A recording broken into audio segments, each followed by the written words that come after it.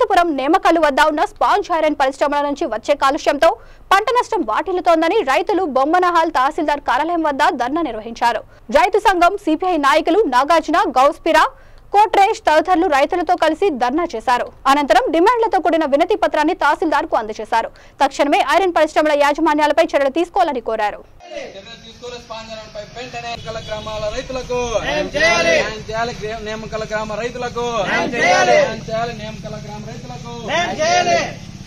Factory యజమానుల పైన చర్యలు చేపట్టి వాటికి తగిన న్యాయం చేయాలని చెప్పి దృష్టికి తీసుకొని వచ్చాము.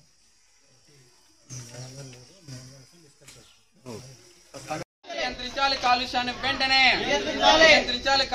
వెంటనే ఆదుకోవాలి నేమకల గ్రామాల రైతులను, ఆదుకోవాలి నేమకల గ్రామ.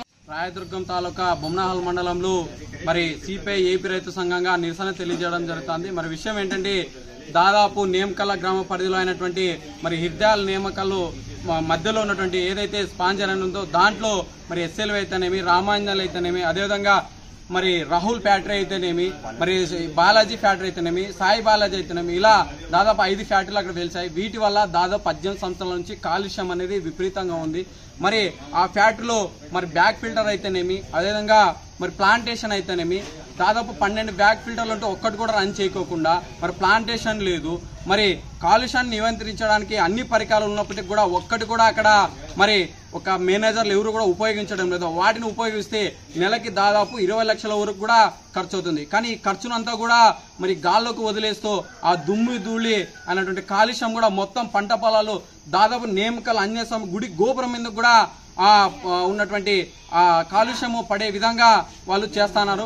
దీనిపైన ఖచ్చితంగా చర్యలు తీసుకోవాలని చెప్పేసి ఈ రోజు నేమకల్ ఏదైతే ఉందో మరి మండలం పరిధిలో ఉన్నటువంటి ఎంఆర్ ఆఫీస్ చేరుకోవడం జరుగుతుంది.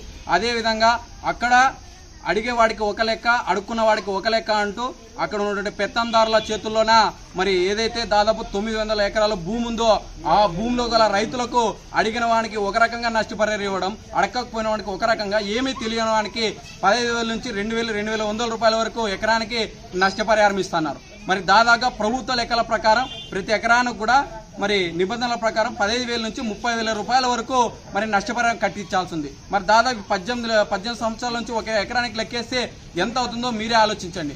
ఇలా పూర్తిగా